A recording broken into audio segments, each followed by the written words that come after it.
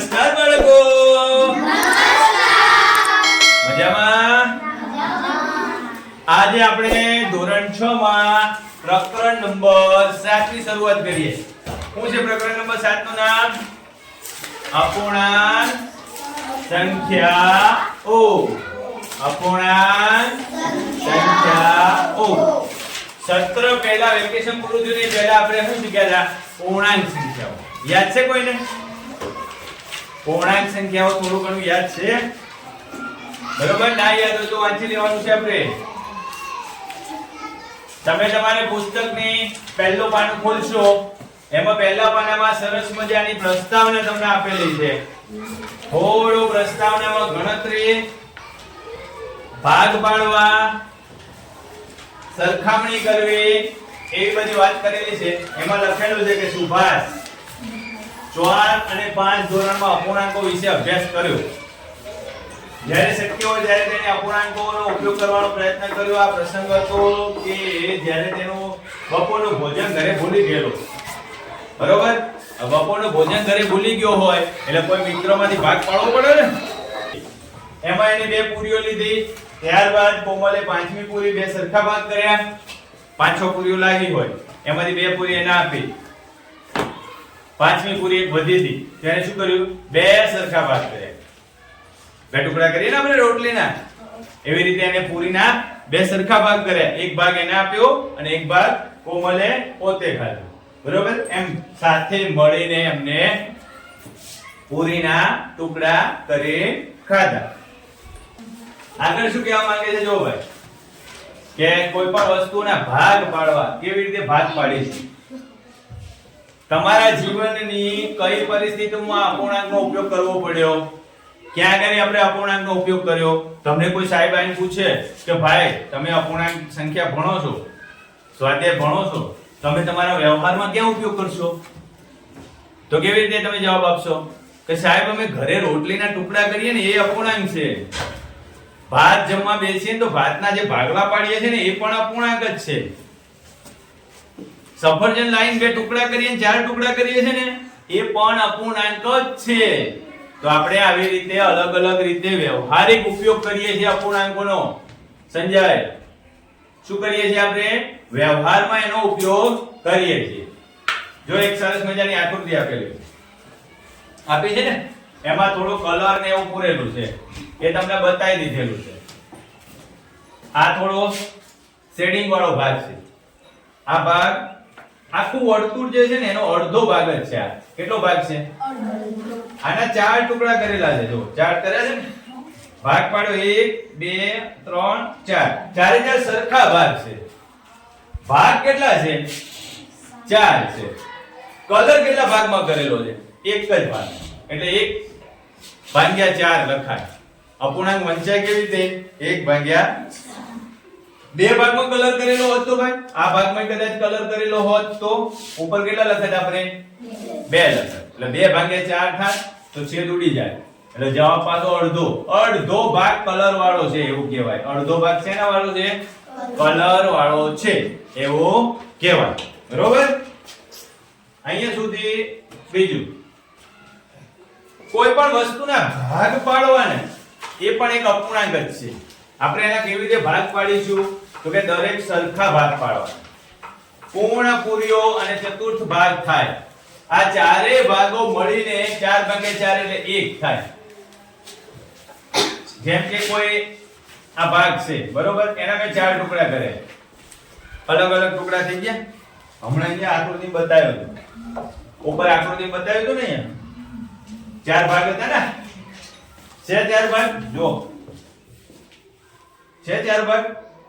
આ ચારે ભાગને ભેગા કરી દો તો એક આખો ભાગ બની જાય. ચારે ભાગને ભેગા કરશો ને તો એક આખો ભાગ. આ 4 ભાગ છે. કેટલા ભાગ છે? 4 ભાગ છે. 1 2 3 અને 4. ચારે 4 ભાગને કલર હોય તો ઉપર આપણે ચોકડો લખીએ ચોકડો. છેદ ઉડાડજો એટલે જવાબ શું આવે? 1. જવાબ કેટલો આવશે? 1. ચારે 4 ભાગને ભેગા કરી દો ને એટલે 1 થઈ જાય. કેટલા થઈ જાય? ચારે 4 ભાગને આપણે ભેગા કરીએ એટલે 1 થઈ જશે.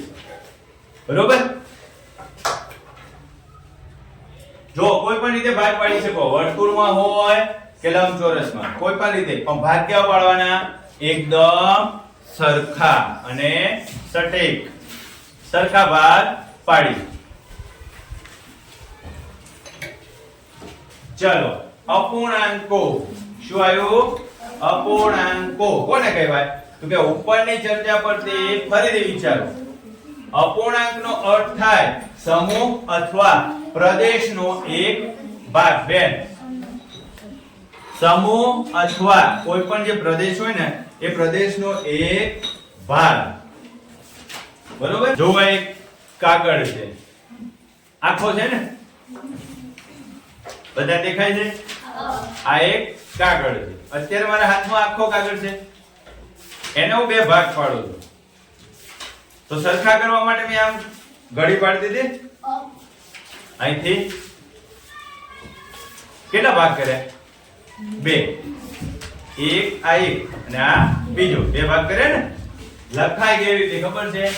એક ના બે ભાગ કર્યા. બરોબર?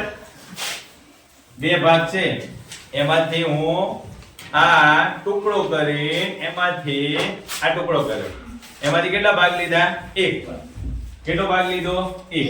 એટલે આને શું કહેવાય? અડધો ભાગ. શું કહેવાય? અડધો ભાગ. એટલે એને અપૂર્ણાંકમાં આવી રીતે દર્શાવીશું. એટલે જ અહીં લખ્યું છે ને કે સમૂહ અથવા પ્રદેશનો એક ભાગ, એને આપણે અપૂર્ણાંક કહીશું. 5 ભાગ્યા 12 અપૂર્ણાંક છે. હવે 5 12 વાંચી શકાય. આજે 5 ભાગ્યા 12 લખ્યું ને એને 5 12 એવો વાંચવાનો છે. અહીં એક સરસ મજાનું આપેલું છે પ્રવૃત્તિ જેવું. તમને એવું કીધું છે કે 5 માં શું દર્શાવાય? સમાન ભાગો. 12 ભાગ કરો, 5 અંશ અને 12 છેદ કહેવાય. આવી રીતે લખેલું છે ભાઈ. 5 ભાગ્યા 12 અને વંચાય 5 12 બરોબર? આવી રીતે વંચાય છે. ઉપર વાળો ભાગ છે એને શું કહેવાય? અંશ. અને નીચે વાળો ભાગ છે એને શું કહેવાય? છેદ. ઉપર અંશ અને નીચે છેદ. બરોબર નવીન ભાઈ? આ રીતે. હવે એક રમત કરવાની કહે છે તમને કે મિત્રો સાથે ભેગા થઈ રમો. જુઓ અહીંયા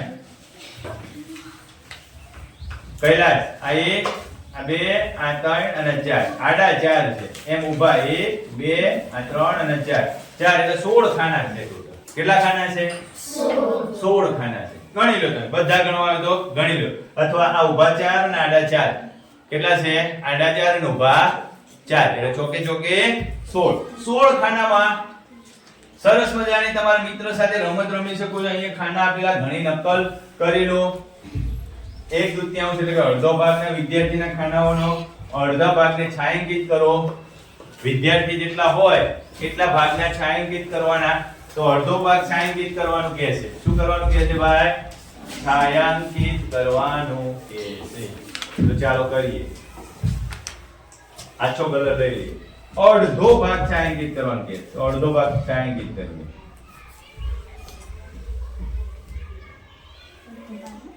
થઈ ગયો ને અડધો ભાગ? કે વધારે થયો? છાંયાંકિત કરવાનું કહે છે એટલે આપણે છાંયાંકિત કરી દીધું. અડધો ભાગ કલર વાળો કર્યો. પછી કઈ કન્ડિશન આપી છે આગળ? એ તમે રમત બુકમાં જોઈ લેજો. ચાલો આગળ તો વિસ્તૃત થી તમને સરસ મજાનું એક ઇન્ટ્રોડક્શન ઇન્ટ્રોમાં આપેલું છે કે ભાઈ આ આખી વસ્તુ એક કહીશું. શું કહીશું આપણે? આમાં બે ટુકડા કર્યા. કેટલા ટુકડા કર્યા ધરતી? હું આ એકલા ટુકડાને વાત કરું તો નીચે 2 લખવા પડે ને ઉપર 1 લખો. આ એકલા ટુકડાની વાત કરું તો નીચે 2 લખવા પડે, ઉપર 1 લખો. કેમ? તો કે 1 ના 2 ભાગ કરે ને એટલે એ રીતે લખવું પડે. હવે આ 3 ભાગ છે. કેટલા ભાગ છે? 3. 1 માંથી 3 ભાગ છે. બરોબર? આ ટુકડાની વાત કરું તો 1 ના 3 ભાગ થાય. આ ટુકડાની વાત કરું તો 1 ના 3 ભાગ થાય. એ જ રીતે આ ટુકડાની વાત કરું તો એ પણ 1 ના 3 ભાગ થાય. પણ બધાય ટુકડાની વાત કરું તો 3 ભાગ હતા. 3 એ 3 ટુકડાની વાત કરીએ તો ઉપર નીચે અંશ અને છેદ સરખો થઈ જાય શું વધે? એક જ. શું વધે? એક જ વધે. એ જ રીતે જો આ ટુકડાની વાત કરું તો કેટલા ભાગ છે? 1 2 3 અને 4 ભાગ. તો આ એકલા ટુકડાને આપણે 1/4 માં ન લખી શકાય? લખી શકાય. આ ટુકડાની વાત કરીએ તો જો અહીંયા બધામાં છેદમાં 4 જ આવશે. એક જ ટુકડાની વાત કરીએ એટલે અંશમાં 1 જ આવશે. અંશમાં કેટલા આવશે? 1 જ આવશે. દરેક વસ્તુમાં અહીંયા 5 છે એટલે 1/5 લખી. અહીંયા 6 હશે. કેટલા છે? 6. તો છેદમાં કેટલા લખવાના? 6. અંશમાં કેટલા લખવાના? 1. એટલે આનો અપૂર્ણાંક દર્શાવવો હોય તો 1/6. આના અપૂર્ણાંકમાં દર્શાવવો હોય તો 1/5. આના અપૂર્ણાંકમાં દર્શાવવો હોય તો ગણી નાખો 1 2 3 4 5 6 અને 7. 7 સરખા ભાગ કરો કોઈ પણ પ્રદેશના અથવા કોઈ પણ વસ્તુના. તેમ દર્શાવવા માટે શું લખવું પડે? 1/7. કેટલા લખવા પડે ભાઈ? 1/7. કંટાળવાની મજા આવશે આગળ. આ કેટલા ભાગ છે? ગણો જોઈએ. 8 1 2 3 4 5 6 7 8 છે ને? એક જ ટુકડાની વાત કરવાની એટલે 1/8 લખાય. આ કેટલા ભાગ છે? ગણો 1 2 3 4 5 6 7 8 9 છે ને? 9. તો છેદમાં કેટલા લખવાના? 9. અંશમાં કેટલા લખવાના? એક જ ટુકડાની વાત છે. બે ટુકડાની વાત કરવી હોય તો આ બે ટુકડાની વાત કરવી હોય તો છેદમાં તો 9 લખવાના પણ ઉપર કેટલા લખવા પડે? 2. સમજાય તમને? આ કેટલા ભાગ છે? 10. એક જ ટુકડાની વાત કરીએ તો 1 લખવાનું. અડધું વાત કરવાની કે તો હમણાં કીધું એમ અડધા ભાગને છાંયાંકિત કરવાનું કે તો આ ભાગને છાંયાંકિત કરી દીધું મેં. કેટલા ભાગ રોકી લીધા? 5 ભાગ રોકી લીધા ને? ટોટલ ભાગ કેટલા હતા? 10. કેટલો ભાગ રોકાણો? આ 5 ભાગ્યા 2 5 2 10. કેટલો ભાગ રોકાયો કહેવાય? અડધો ભાગ રોકાઈ ગયો. કેટલો ભાગ રોકાયો કહેવાય? અડધો ભાગ રોકાણો. બરોબર? એને આપણે છાંયાંકિત કર્યું. આગળ જોઈએ. જો આ જે સરસ મજાની આકૃતિઓ છે આવી ઘણી બધી રીતે પેટર્ન તમે અપૂર્ણાંકમાં દર્શાવી શકો. કોઈ ચોરસ ભાગ હોય એના 4 ટુકડા કરો, એના 8 ટુકડા કરો, 2 ટુકડા કરો, 4 કરો, લંબચોરસના 4 કરો, ગોળના 4 કરો, ગોળના 2 કરો, લંબચોરસના 4 સરખા ભાગ કરો. સરખા ભાગ કરે તો સરખે સરખા નથી થતા. 3 સરખા ભાગ કરે. કેટલા ભાગ કરે અહીંયા? 3 છે. આના પણ કેટલા ભાગ કરે છે? 3 છે. 3 આના કેટલા ભાગ કર્યા? 4. અહીંયા કેટલા ભાગ છે? 2. અહીંયા કેટલા ભાગ છે? 4. કેમ લખાય? છેદમાં 4 અને ઉપર 1. અહીં કેટલા ભાગ કરે છે? 6. કેટલા ભાગ કરે છે? 6. એટલે 1/6. અહીં કેટલા ભાગ છે? 3. છેદમાં કેટલા લખવા પડે? 3. અહીં કેટલા ભાગ છે? 2. છેદમાં કેટલા લખવા પડે? 2. સરસ. બોલ ચાલો. અહીં કેટલા ભાગ છે? 7. છેદમાં કેટલા લખવા પડે? 7. અહીં કેટલા ભાગ છે? 2. છેદમાં કેટલા લખવા પડે? 2. ગુડ. Very good. અહીં કેટલા ભાગ છે? 7. છેદમાં કેટલા લખવા પડે? 7.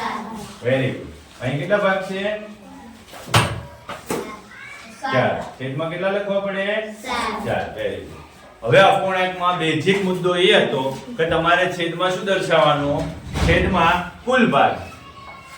છેદમાં કેટલો દર્શાવવાના? કુલ ભાગ. અને અંશમાં જે સિલેક્ટેડ ભાગ હોય એટલો. બરોબર? એટલે તમે આખા ભાગમાં એના અપૂર્ણાંક સ્વરૂપે દર્શાવી શકશો. અહીંયા એક મુદ્દો છે. અહીંયા એક સરસ મજાનો મુદ્દો આપેલો છે. જુઓ કેટલા ભાગ આપેલા છે પહેલી આકૃતિમાં? બોલતા જાઓ. 5 છે ને? ક્યાં લખ્યા? છેદમાં 5 છેદમાં લખ્યા. હવે જો ચોગડો કેમ લખ્યો ઉપર? કોઈ કહેશે મને? ઉપર ચોગડો કેમ લખ્યો? જો એક ભાગ કલર વગરનો છે. છે કલર વગરનો? આ ચારે ભાગમાં પીળો કલર દેખાય છે? આ તો પીળો કલર કરેલો છે. કેટલા ભાગ છે? 1 2 3 અને 4. આ 4 ભાગ પીળા કલરના છે. અને 5 ભાગમાંથી 4 ભાગ પીળા કલરના છે. એટલે અપૂર્ણાંકમાં હું લખ્યું એને 4/5. સમજણ પડી? ચાલો આમાં કયો જોઈએ? જો આ બે ખાનામાં પર્પલ કલર કરેલો છે બે ખાનામાં કલર એટલે બે ભાગ ઉપર લખ્યા નીચે 4 ટોટલ તો ભાગ 4 છે અહીંયા જો ટોટલ ભાગ કેટલા છે 20 છે ગણી નાખ 1 2 3 4 5 6 7 8 9 10 11 20 કેટલા ભાગમાં કલર છે 16 ભાગ નીચે કેટલા લખ્યા અતિ સંક્ષિપ્ત રૂપમાં લખવાનું કે ને તો ખાસ ધ્યાનમાં રાખવાનું છેદ ઉડે તો જ ઉડાડવાના ન ઉડે તો પરાણે ઉડાડી મારવાના ન હોય કેટલો ભાગ રોક્યો છે એને તો કે 4/5 જોજો અહીંયા પણ જો આમ લખાય 5/2 લખાય અને એ 5/4 લખાય હજી અહીંયા 1 લખવું પડે અને નીચે 2/2 લખવા પડે બરોબર એટલે સરખા છેદ ઉડી જશે વચ્ચે કેટલો અડધા ભાગમાં કલર કરેલો છે ને અડધા ભાગમાં એટલા માટે છેદમાં જેટલા ટોટલ ભાગ છે ને સંજય કુલ જે ભાગ છે ને એને નીચે લખે છે અને ઉપર કલર વાળા ભાગ અહીંયા કયો મને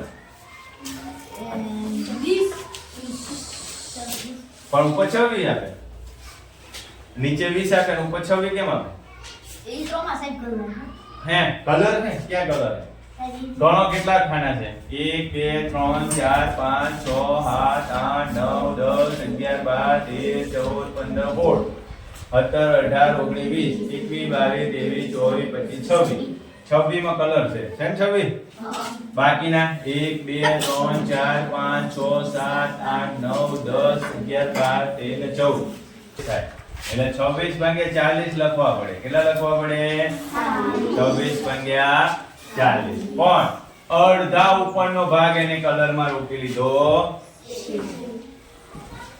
26 પીળા કલરના છે અને બાકીના કલર બીજો છે બરોબર એનો સિમ્પ્લિફિકેશન આ રીતે થાય છે કે ભાઈ 26 માંથી આ એક ભાગ છે ને 1/20 આ 1 છે અને બાકીનો 6/20 છે એ રીતે બે ટુકડામાં વિભાજન કરીને લખ્યું છે બે અલગ અલગ ભાગ પાડેલા એવું વિચાર્યું છે કે ભાઈ એકમાં 1/20 અને બીજામાં સોરી 20/20 અને બીજામાં 6/20 આમ છે 20/20 એટલે એક આખું ના થઈ ગયું સંજય 20 માં કલર છે બરોબર અને 20 ભાગ છે કેમ લખાય 20 કેટલા ભાગ છે 20 અને 20 માં કલર છે તો 20/20 એટલે કેટલા થાય 1 થાય સંજય કેટલા થાય 1 અને આમાં કેટલા ભાગમાં કલર છે 6 ભાગમાં અને ટોટલ ભાગ કેટલા છે 20 એટલે 6/20 એ રીતે થોડું અલગ કર્યું છે બાકી લખાય 26/40 કેમ લખાય 26/40 બરોબર થોડું આ જુઓ અપૂર્ણાંકોનો સરવાળો તમને ક્યારે આવે આકૃતિ સાથે અપૂર્ણાંકોનો સરવાળો આપેલો છે ને તો તમને સરળતાથી આવડશે ને જો કેટલા સરવાળા 1/3 કેમ લખ્યું કે એક જ ભાગમાં કલર છે ને ભાગ 3 છે એટલે 1/3 લખ્યું બાજુમાં આકૃતિ આપી છે 1/2 એટલે અડધા ભાગમાં કલર છે બે જ ભાગ છે ને ભાગ આની આ જ આકૃતિ છે જો એને અલગ રીતે બે ભાગ પાડ્યા આમાં અલગ રીતે 3 ભાગ પાડ્યા બંનેનો સરવાળો કરો કેટલું થાય છે કેટલો થાય સરવાળો ભાઈ આખી અડધી અહીં ઉપાડી લીધું આમ કરી એટલે અડધો ભાગ આવશે ને સરવાળામાં આ પણ આવશે જવાબ કેમ કરવાનો છે સીધું ગણતરી કરીને જવાબ કરશું કે થોડો અલગ રીતે વિચારશું તો આ જો ભાગ પાડે નીચે આ રીતે હું ભાગ પાડું એટલે 1/6 થઈ જાય આ પણ 1/6 લખાય આ પણ 1/6 લખાય તો આટલો ભાગ સિલેક્ટેડ છે અને આટલો ભાગ છે આનો આટલો ભાગ છે અને આનો ભાગ આટલો છે તો આ ભાગ અને આ ભાગ કેટલા છે 1 2 3 4 અને 5 કેટલા છે 1 2 3 4 અને 5 ભાગ થયા ટોટલ તો આ રીતની આકૃતિ બનશે આ બે 1/6 1/6 એ લખી નાખો 5 ભાગ થઈ ગયા આ એક જ ભાગ કોરો રહેશે કેટલો ભાગ કોરો રહેશે એક જ ભાગ કોરો રહેશે બરોબર પ્રિયંકા બેન તો લખાશે 5 ભાગ્યા 6. કેટલો જવાબ આવશે? 5 ભાગ્યા 6. આકૃતિને થોડી સમજી અપૂર્ણાંકોની આકૃતિમાં સેજ સમજવાનો અને એનો કોન્સેપ્ટ કમ્પ્લીટ થઈ જાય એટલે તમને આવડશે. સમજાયું કે ન સમજાયું? જો ફરીથી શું કહેવા માંગતો છે? એમાં બે આકૃતિ આપેલી છે.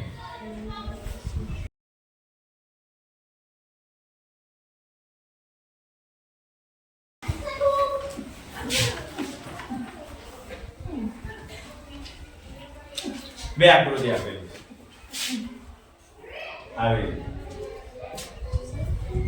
આવી રીતે બે આકૃતિ આપેલી. આમાં 1/3 લખ્યું છે, આમાં 1/2 લખ્યું છે. બરોબર? એવું વિચારો કે આના હું 3 ટુકડા કરી નાખું અને આના હું 2 ટુકડા કરી નાખું એટલે આવો ભાગ થઈ જશે. લાઈને કેટલા લખાશે? આ 6 ભાગ થઈ ગયા ને, 1 2 3 4 5 એટલે આ 1/6 લખાશે. આને પણ એ જ રીતે વિચારો, આને પણ એ જ રીતે વિચારો એટલે આના પણ 6 ભાગ થઈ ગયા ને સરખા. શું કર્યું ભાઈ? ભાગ સરખા કરે. બંને અલગ અલગ પેટર્ન હતી, અલગ અલગ રીતે તમને બતાવ્યું હતું, પણ આપણે શું કરવાનું? એને ભાગ સરખા કરવાના. સરખા ભાગ કરે એટલે આ બે ભાગમાં કલર હતો જૂની આકૃતિમાં અને આ 3 ભાગમાં કલર હતો. તો ટોટલ ભાગ કેટલા થયા? આ 3 ભાગ તો ઉઠાઈને લખી નાખો. ચલો, આ ટોટલ 3 ભાગ, આ 3 ભાગ અહીંયા ઉઠાઈને આમાં લખ્યા મેં. લખ્યા કેટલા? 1 2 3 4 અને 5. કેટલા ભાગ છે? ટોટલ 5. કેટલા ભાગમાં રોકાણ થઈ ગયું? 5 ભાગમાં. એટલે જવાબ લખી નાખ્યો 5 ભાગ્યા 6. અહીંયા પણ જવાબ આવતો તો 5 ભાગ્યા 6 આવતો તો. એ રીતે વિચારવાનું.